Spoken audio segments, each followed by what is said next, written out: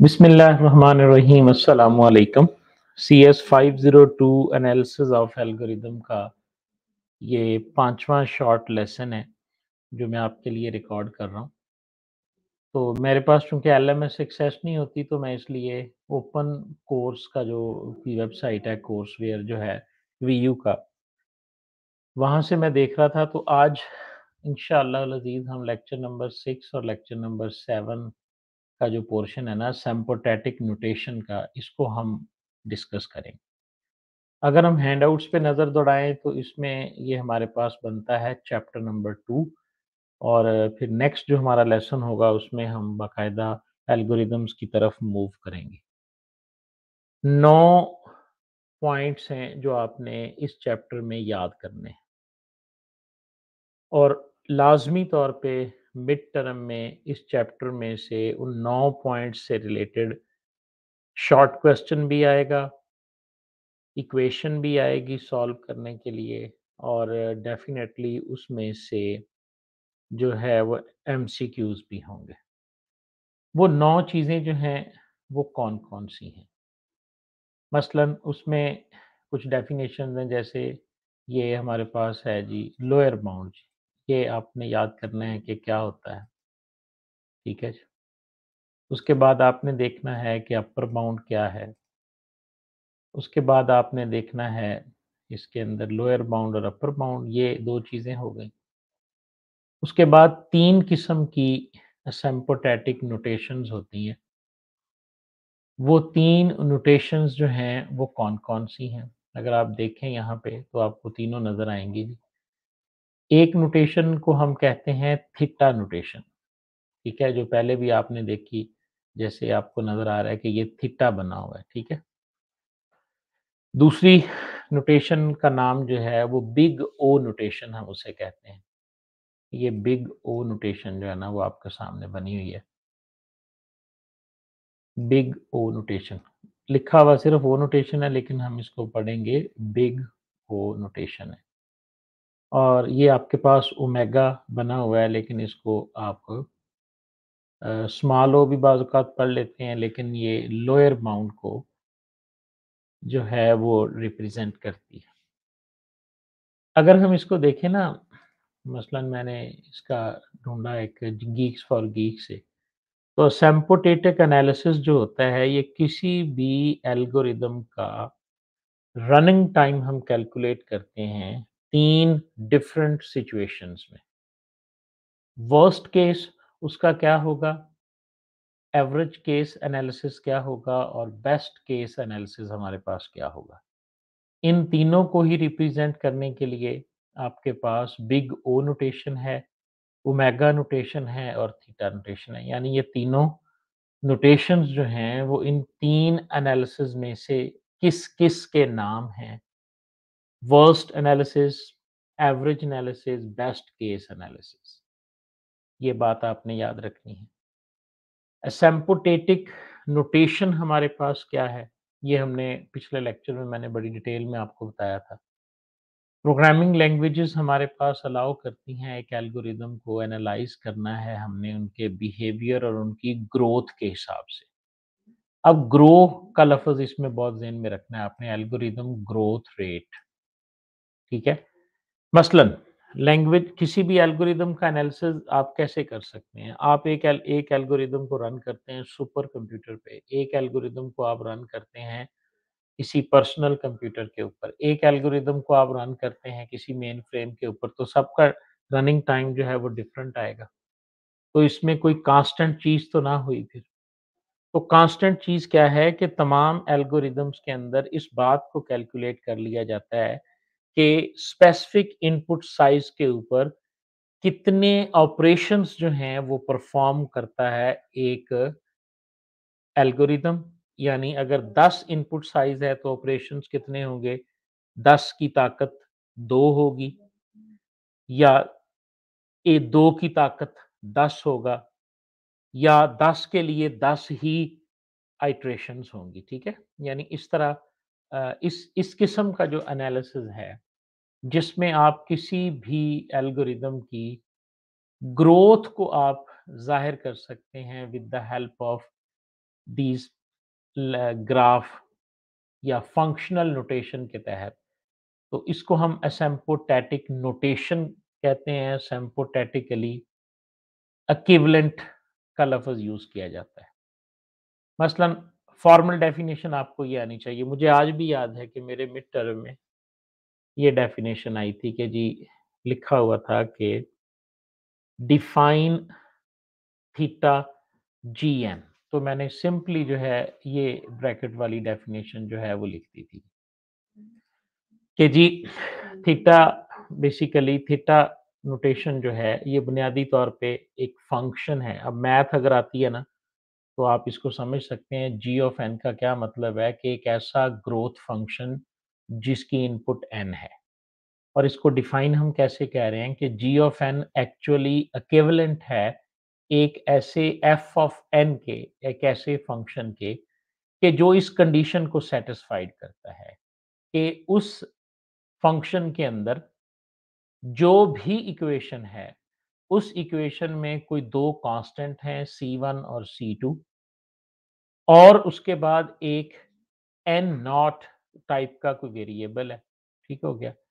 तो ये condition fall करती है कि अगर आप C1 कांस्टेंट के साथ इस GON को लेते हैं तो ये 0 से बड़ा है और C1 के साथ अगर आप इस कांस्टेंट GN को लेंगे तो ये f ऑफ n से स्मॉल होगा और C2 G ऑफ n से बड़ा होगा। यानी आप कह सकते हैं कि जब आपका f ऑफ n जो है ये बिटवीन लाई करता है आपके C1 G ऑफ n के और C2 G ऑफ n के, और प्रोवाइडेड दैट कि ये 0 से बड़ा है या बराबर है, और प्रोवाइडेड दैट कि इसमें n जो होगा ये डेफिनिटली ग्रेटर देन होगा n नॉट के। यानी ये एक मैथमेटिकल टाइप की डेफिनेशन है जो आपको याद करनी है। फिर जब मैं इसका मिड टर्म का गाइडलाइन का लेसन बनाऊँगा ना, तो मैं आपको वो क्वेश्चन भी दिखाऊँगा कि किस तरह के क्वेश्चन पेपर में इससे रिलेटेड आएगा और आपने फिर उसको किस तरह से सॉल्व करना होगा। आएगा एक न्यूमेरिकल, मुझे याद है कि इसके ओल्ड पेपर्स के अंदर वो न्यूमेरिकल मौजूद है। यानी एक तो आपने ये डेफिनेशन याद कर ली जी ऑफ एन की। फिर आपको ये भी पता होना चाहिए कि थीटा जी ऑफ एन जो है, या ये जो थीटा नोटेशन है, ये वर्स्ट केस को डिनोट करती है, ये एवरेज केस को डिनोट करती है, या ये बेस्ट केस को डिनोट करती है। यानी ये रिलेशन भी आपके ज़हन में होना चाहिए। अभी तो सिर्फ़ ये इसको डिफाइन करने बता रहा है। एक बात बड़ी अहम है, अगर अब तक की सारी गुफ्तगू में आपको समझ आई है, वो ये है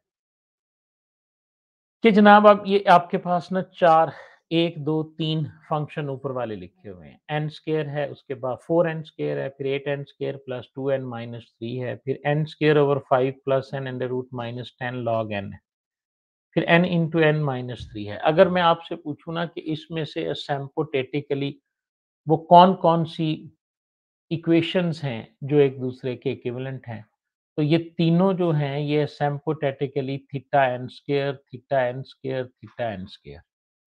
अब इसका ना मतलब क्या है? इसका मतलब ये है कि आप n की वैल्यू को ना 100 फ़र्ज़ कर लें।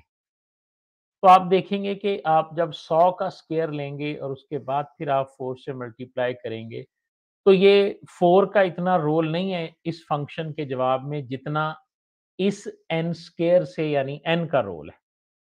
अगर आप इस सारी इक्वेशन में 100 पुट करें तो ये 100 को 2 से मल्टीप्लाई करेंगे 200 हो जाएगा, 200 में से 3 को माइनस करेंगे तो 197 हो जाएगा। लेकिन इसका जो मेजर सारा आंसर है वो असल में इस एक टर्म की वजह से है, 100 का स्क्वायर मल्टीप्लाई बाय 8। और अगर आप उसको भी देखें तो उसमें जो एक्चुअल आपका रिज़ल्ट है वो असल में इस n स्क्वायर की वजह से है। इस इक्वेशन का भी जो ग्रो कर रही है ना ये, यानी n 100 हो तो क्या है, द दस n 10,000 हो तो क्या है। तो हम देख रहे हैं कि ये बुनियादी तौर पे n स्क्वायर वो टर्म है जिसकी बुनियाद पे इसका रिज़ल्ट जो है वो ग्रो कर रहा है या बढ़ रहा है। बाकी सारी चीज़ें मौजूद ज़रूर हैं, लेकिन उस तो इसी चीज़ को हम कहते हैं कि ये असाइनमेंट जो है ये सिम्प्टोटिकली थीटा n स्क्वायर के इक्विवेलेंट है। यानी ये लफ़्ज़ भी इसमें लिखा हुआ है, ये भी अच्छा लफ़्ज़ है कि डोमिनेंट टर्म जो है वो इसमें कौन-सी है? तो वो ज़ाहिर है एक होती जैसे ये एक है तो बुनियादी तौर पे पेपर में क्वेश्चन आ सकता है कि ये कौन-सी इसमें डोमिनेट टर्म है, तो इसमें जो डोमिनेट टर्म है वो 8n स्क्वायर है, यानी ये बुनियादी तौर पर ये जो एफ ऑफ एन है, अगर कोई पूछे कि ये एफ ऑफ एन सिम्पोटेटिकली किसके इक्विवेलेंट है, तो हम कहेंगे कि एफ ऑफ एन चूँकि हमेशा बिलॉन्ग करेगा सिम्पोटेटिकली एन स्क्वायर के अंदर-अंदर ये रहेगा। समझ आ रही है? तो कोई भी कांस्टेंट आप ले लें, ये कोई एक कांस्टेंट पुट कर लें, फॉर एग्ज़ाम्पल C1 को आप 10 रख लें, C2 को आप 20 रख लें, ठीक हो गया? उसके बाद आप इस फ़ंक्शन को सॉल्व कर लें 10 के साथ भी, 20 के साथ भी, तो हमेशा इस फ़ंक्शन की वैल्यू जो है वो और n की कोई वैल्यू रख लें, n को 100 रख लें अब आप, ठीक हो गया?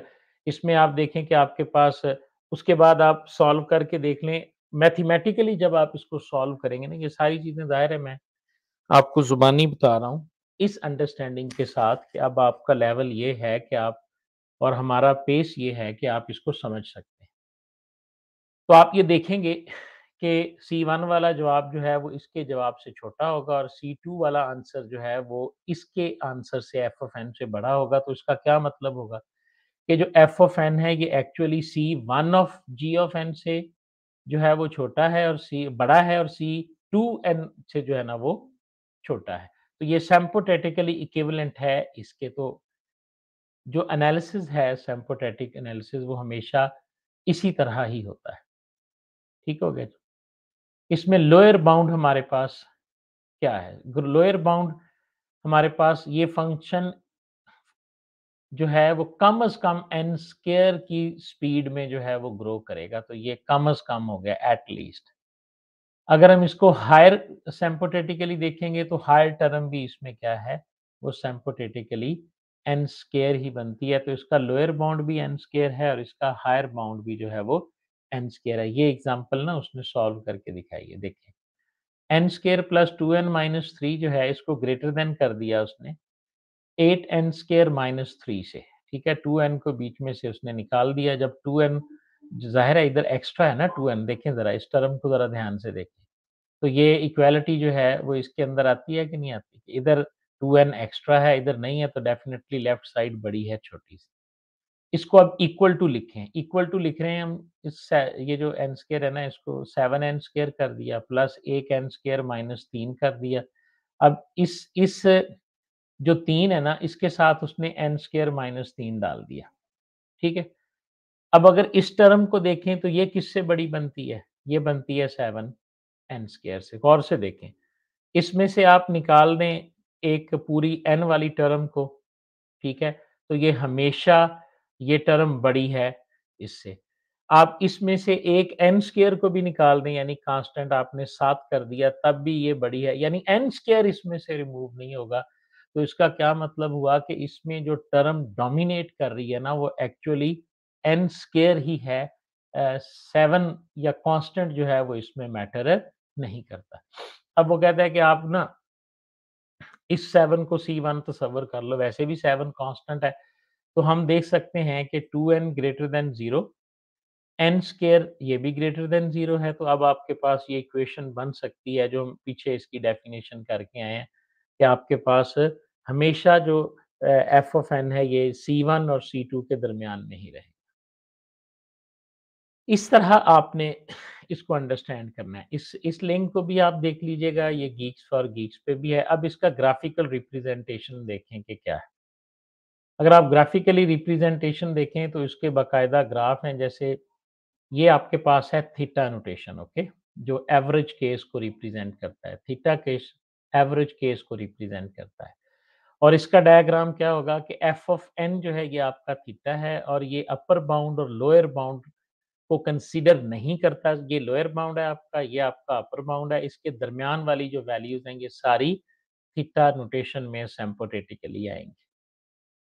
उसके बाद देख लें जी आपके पास अब वो इसकी मिसाल दे रहा है 3n स्क्वायर, 6n स्क्वायर, ये जितने भी हैं ये एक्चुअली n क्यूब ही इसमें डोमिनेट टर्म है, तो ये थीटा n क्यूब जो है सिम्पोथेटिकली इसके इक्विवेलेंट है। हालाँकि इसमें थीटा n स्क्वायर है और थीटा n क्यूब हमेशा जो है वो हाई वैल्यू जनरेट करेगा थीटा एन स्क्वायर से, और थीटा एन स्क्वायर हमेशा हाई वैल्यू जनरेट करेगा थीटा एन से। अब ये कुछ एग्ज़ाम्पल्स लिखी हुई हैं, जैसे 100 है, लॉग 2000 है, 10 रेज़ टू द पावर 4 है, इसमें कहीं भी कोई n इन्वॉल्व नहीं है, तो ये थीटा 1 यानी कांस्टेंट टाइम में सॉल्व होगा। इसमें सिंगल n है, तो ये थीटा n के इक्विवेलेंट होगा, और n square 2n square and n square, तो ये हमारे पास जो है वो थीटा n स्क्वायर के सिम्पथेटिकली इक्विवेलेंट होगा। बिग ओ नोटेशन जो है, ये हमारे पास वर्स्ट केस को जो है वो डिफाइन करती है। वर्स्ट केस हमने देखा कि मैक्सिमम जब इनपुट आ जाएगी, तो उस वक़्त जो नोटेशन होगी आपके पास बिग ओ नोटेशन होगी, तो ये एवरेज से अपर बाउंड के दरमियान की जो वैल्यूज़ हैं, उनको हैंडल करता है। और इसी तरह जब आप ओमेगा नोटेशन पे जाएँगे, तो आप वहाँ पर देखेंगे कि ये आपके पास एवरेज से सॉरी बेस्ट से लोअर बाउंड की तरफ जो है वो वैल्यूज़ को कंसीडर करेगा।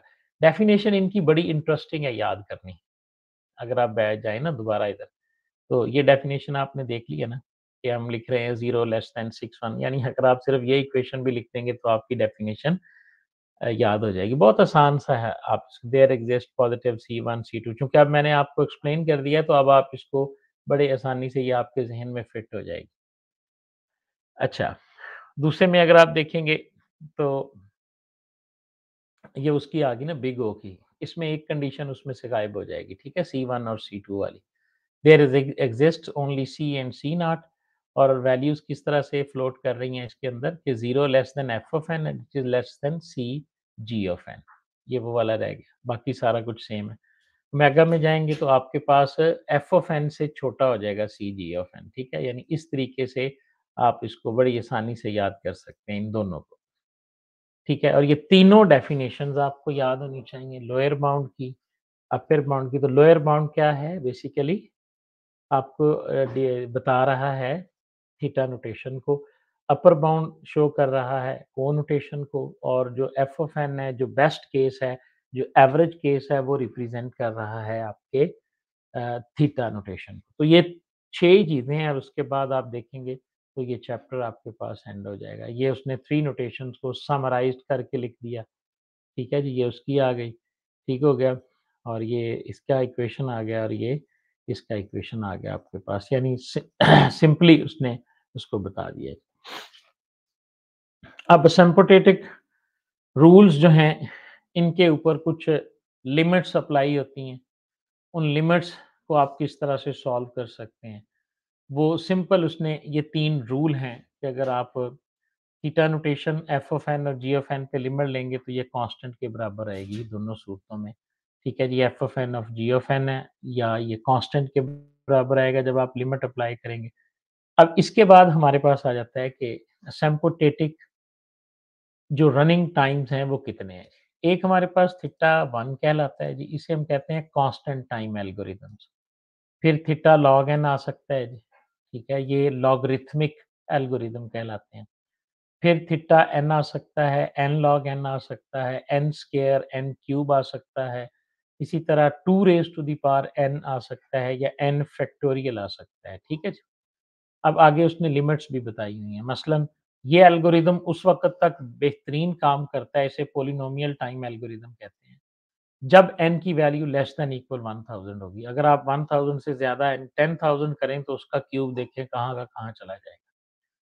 ये चूँकि एक्स्पोनेंशियल टाइम एल्गोरिदम कहलाते हैं, एक्स्पोनेंशियल टाइम एल्गोरिदम, तो ये उस वक़्त तक तो एक्सेप्टेबल हैं, जब तक कि आपका n जो है वो स्मॉल हो, यानी लेस दैन इक्वल टू 50 है। और ये फैक्टोरियल में जो आ जाते हैं, ये उस वक़्त तक एक्सेप्टेबल हैं, जब तक n की वैल्यू जो है वो लेस दैन इक्वल टू 20 हो। तो ये टेबल अब आपको एनालिसिस के बाद हर एल्गोरिदम का पता होना चाहिए कि ये सिम्पथेटिकली क्या है। ये कांस्टेंट टाइप एल्गोरिदम है, ये लॉगरिथमिक एल्गोरिदम है, ये एक्स्पोनेंशियल एल्गोरिदम है, ये पॉलिनोमियल टाइम एल्गोरिदम है। इसका चार्ट भी मैंने यहाँ पे डिस्प्ले किया हुआ है। आप अगर देखेंगे, तो ये देखें जी, ये लिखे हुए हैं हमारे पास, इनका नाम लिखा हुआ है बाकायदा। जो कांस्टेंट है, इसे लॉगरिथमिक कहते हैं, इसे लीनियर कहते हैं, ये आपके पास n log n कहलाता है, n स्क्वायर वाले को क्वाड्रेटिक कहते हैं, n क्यूब वाले को क्यूबिक कहते हैं, जिसमें n की पावर कोई और कांस्टेंट होगा उसे पॉलिनोमियल, और जिसमें n पावर में आ जाएगा खुद तो वो एक्सपोनेंशियल। तो ये डिफरेंट एसिम्प्टोटिक क्लासेस हैं आपके एल्गोरिदम की। ठीक हो गया? तो इनके नाम भी अगर ज़हन में बिठाएँ आप तो ज़्यादा बेहतर होगा। ये टेबल भी आपको बताता है ग्रोथ रेट के हवाले से ना, कांस्टेंट, लॉगरिथमिक, लॉग स्क्वेयर्ड है, लीनियर है, क्वाड्रेटिक है, तो कितनी चीज़ें होंगी जी हमारे पास। रिकैप करते हैं और इस चैप्टर को, यानी इसमें से जो चीज़ें हमने याद करने वाली हैं। बाकी एक क्वेश्चन आ सकता है इसमें, जो है वो मैं मिड टर्म की जब गाइडलाइन बनाऊँगा ना, वहाँ आपको सॉल्व करके भी दिखाऊँगा कि वो क्वेश्चन आपने किस तरह से सॉल्व करना है। जो एग्ज़ाम्पल यहाँ पे नहीं आई, इस तरह का लाज़मी तौर पे इसमें एक आध न्यूमेरिकल आ सकता है, जिसमें वो आपसे कहेगा इसका इस इक्वेशन का लोअर बाउंड कैलकुलेट करके दिखाओ, इस इक्वेशन का अपर बाउंड कैलकुलेट करके दिखाओ, ठीक है?